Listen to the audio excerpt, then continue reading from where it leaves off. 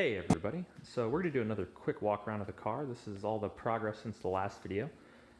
So if it's not obvious here, the engine bay has been painted. It is a Eastwood 2K satin ceramic metallic, and all of the hoses, at least all the hoses that are in place, are finished up.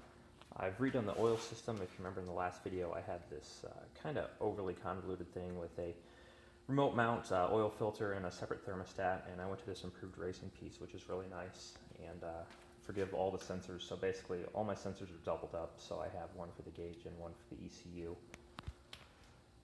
Partially because I had these gauges and I wanted to use them, and partially because it's kind of nice to have some redundancy so you can compare the two different sensors. So this is fuel pressure sensors, these are oil pressure sensors, there's an oil temperature sensor that you can't see because there's an alternator in the way, but these come up to the front and then run to the oil cooler, and then you can see the wiring harness for the engine is basically completed.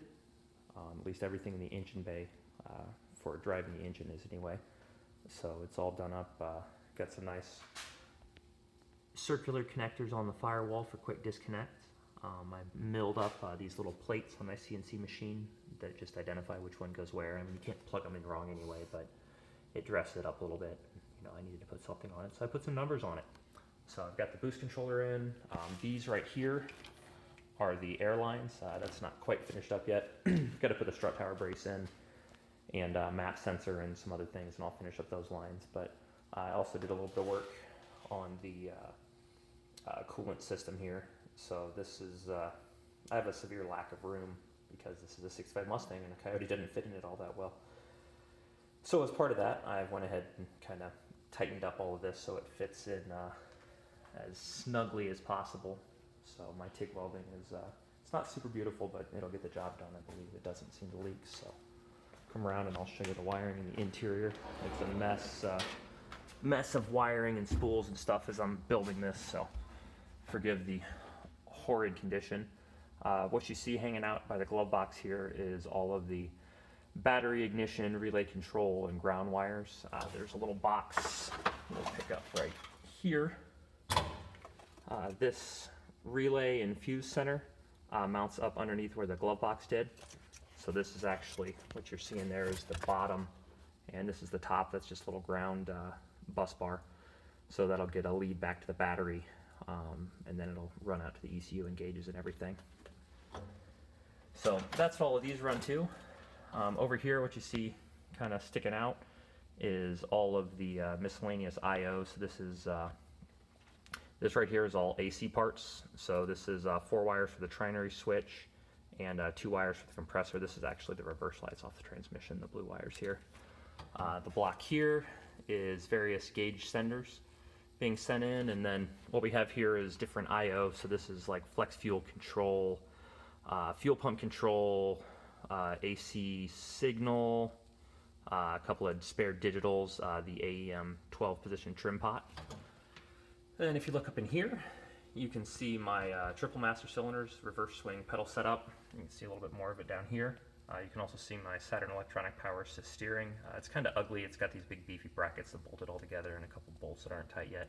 I'll probably fabricate a nice aluminum cover to go over that, and I'll paint it with some wrinkle finish so it matches the dashboard. But that's a little later down the line.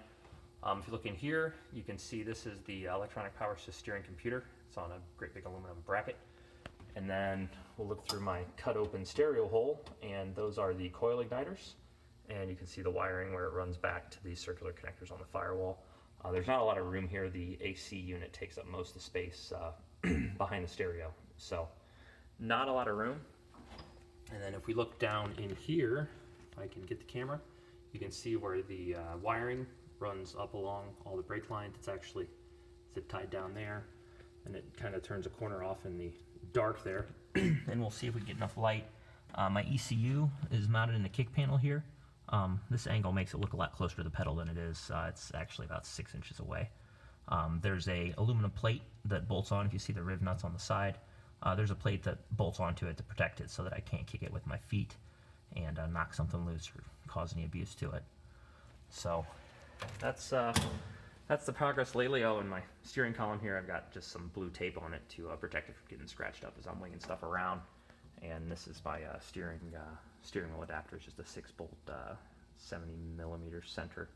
So I've got a really nice steering wheel from Volante, I don't know. But it's a nice piece. So that's my progress so far. I've got the shifter assembly in here, parking brakes in here, and like I said, just a god-awful mess on the floor here, which we'll clean up here shortly. But yeah, just a quick progress update. Lots of wiring, lots of work. Very, very tedious, but we're just about done.